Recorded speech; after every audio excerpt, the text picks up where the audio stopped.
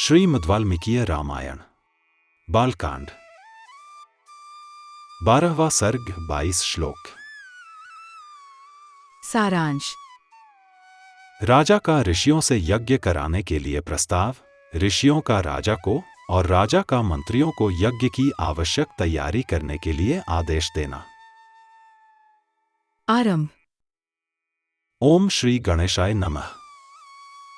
ओम श्री सीतारामचंद्राभ्याम नमः। श्लोक 1 से 10। तदनंतर बहुत समय बीत जाने के पश्चात कोई परम मनोहर दोष रहित समय प्राप्त हुआ। उस समय वसंत ऋतु का आरंभ हुआ था।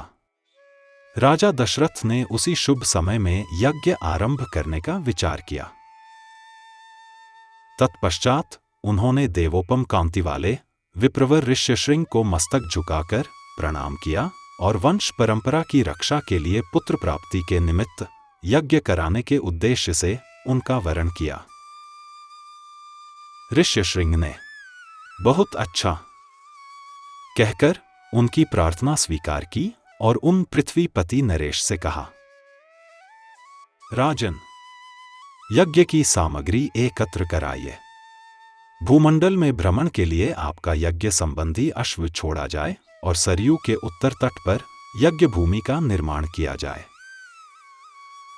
तब राजा ने कहा, सुमंत्र, तुम शीघ्र ही वेदविद्या के पारंगत ब्राह्मणों तथा ब्रह्मवादी ऋत्विजों को बुला ले आओ।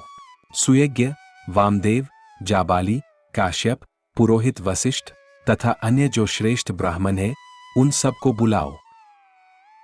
तब शीघ्रगामी सुमंत्र तुरंत जाकर वेद विद्या के पारगामी उन समस्त ब्राह्मणों को बुला लाए। धर्मात्मा राजा दशरथ ने उन सब का पूजन किया और उनसे धर्म तथा अर्थ से युक्त मधुर वचन कहे। महर्षियों, मैं पुत्र के लिए निरंतर संतप्त रहता हूं। उसके बिना इस राज्य आदि से भी मुझे सुख नहीं मिलता है। अतः मैंने यह विचार किया है कि पुत्र प्राप्ति के लिए अश्वमेध यज्ञ का अनुष्ठान करूं। इसी संकल्प के अनुसार मैं अश्वमेध यज्ञ का आरंभ करना चाहता हूं। मुझे विश्वास है कि ऋषिपुत्र ऋष्यशृंग के प्रभाव से मैं अपनी संपूर्ण कामनाओं को प्राप्त कर लूंगा। राजा दशरथ के मुख से निकले हुए इस वचन की वशिष्ठ आदि सब ब्राह्मणों ने साधु साधु कहकर बड़ी सराहना की। श्लोक 11 से 20। इसके पश्चात ऋष्यशृंग आदि सब महर्षियों ने उस समय राजा दशरथ से पुनः यह बात कही, महाराज, यज्ञ सामग्री का संग्रह किया जाए, यज्ञ संबंधी अश्व छोड़ा जाए तथा सरयू के उत्तर तट पर यज्ञ भूमि का निर्माण किया जाए।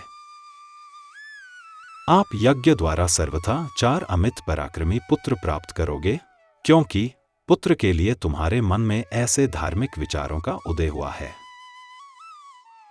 ब्राह्मणों की यह बात सुनकर राजा को बड़ी प्रसन्नता हुई।